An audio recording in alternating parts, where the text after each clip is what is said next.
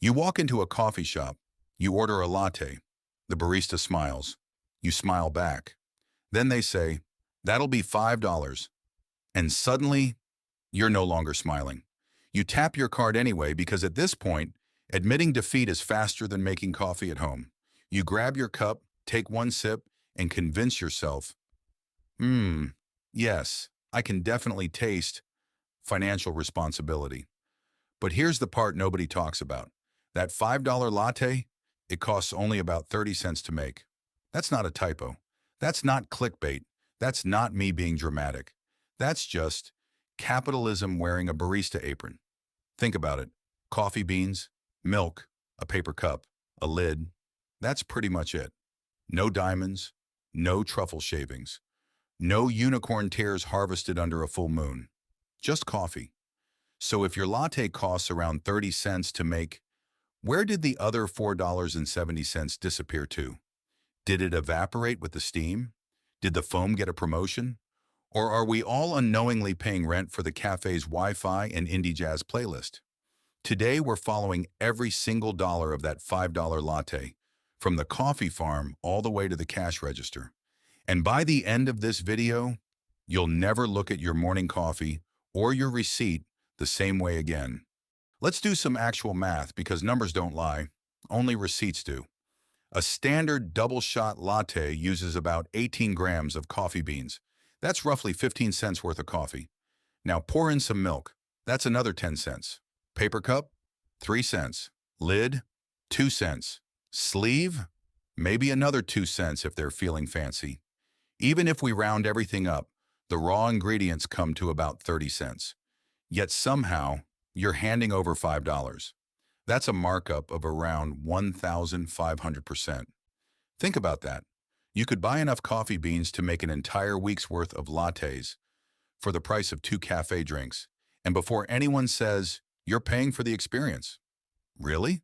The experience of waiting 12 minutes while someone named Kyle misspells your name as Kale? For comparison, drug dealers look at coffee shops and go, whoa, that's a healthy profit margin. I'm kidding. Mostly. Now, to be fair, you're not just paying for coffee. But here's the plot twist. That missing $4.70 isn't just pure profit. Most of it disappears into one of the biggest money pits in business, rent. In fact, coffee shops are basically real estate businesses that just happen to sell coffee. Think about it. That cozy little cafe on the corner? It could be paying anywhere from $3,000 to $8,000 a month just for the privilege of existing in that location. And that's before they've sold a single latte. Then there's everything else your coffee is quietly paying for. The barista who remembers everyone's complicated order. The espresso machine that sounds like it's preparing a rocket launch. The electricity bill from steaming milk all day. The air conditioning keeping everyone comfortable. The playlist that's somehow always lo-fi jazz. And of course, the blazing fast Wi-Fi that lets one guy buy one small coffee, open his laptop, and occupy the best table for 6 straight hours like he's paying rent. So when you buy a $5 latte, you're not just buying coffee. You're helping pay the cafe's rent, funding someone's unofficial office, and getting a little cup of caffeine as a complimentary bonus. Suddenly, that latte feels less like a drink and more like a tiny monthly subscription you never agreed to. But here's where things get really interesting. Coffee companies discovered a secret decades ago. They're not just selling coffee. They're selling a 15-minute escape from reality. Think about it. The warm lighting, the smell of fresh coffee the moment you walk in, the relaxing playlist that somehow makes answering emails feel productive, the comfy chairs, and yes, the little ritual of having your name scribbled on the cup, even if they somehow turn John into Jonathanathan. None of that makes the coffee taste dramatically better, but it makes you feel better. That's what's known as the experience economy. Businesses aren't just charging you for the ingredients anymore. They're charging you for how they make you feel. You're not buying espresso, milk, and syrup. You're buying a cozy corner to decompress, a place to meet a friend, a backdrop for your Instagram story, an excuse to leave the house, a tiny break from whatever chaos is waiting outside. And here's the genius part. Experiences are incredibly hard to put a price on Because how much is 15 minutes of peace worth? Apparently, about $5.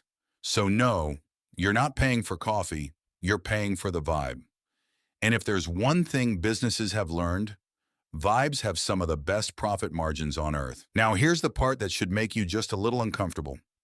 You know everything we've talked about. You know the coffee costs around 30 cents to make.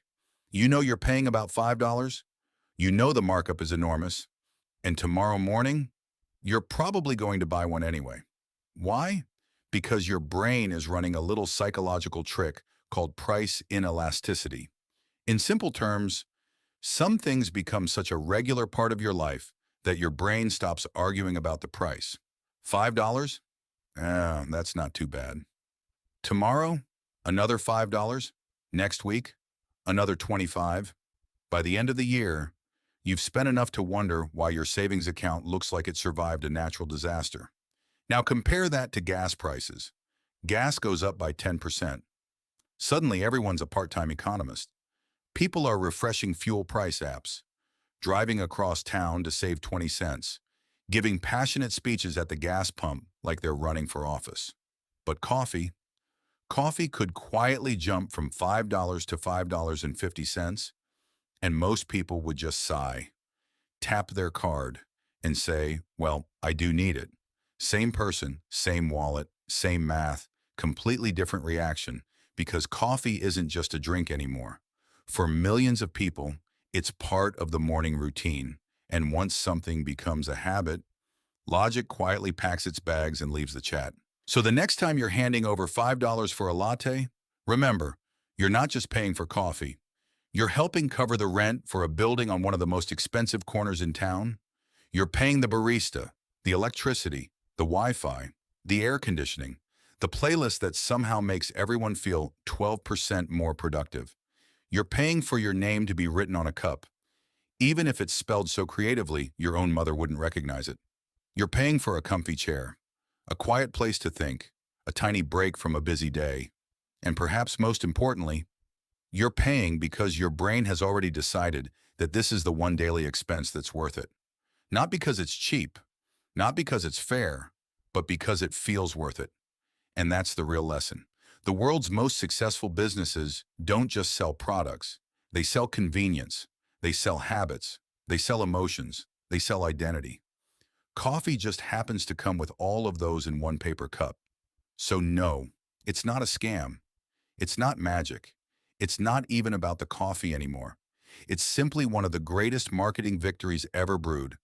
And tomorrow morning, millions of us, including me probably, will happily stand in line to buy another cup.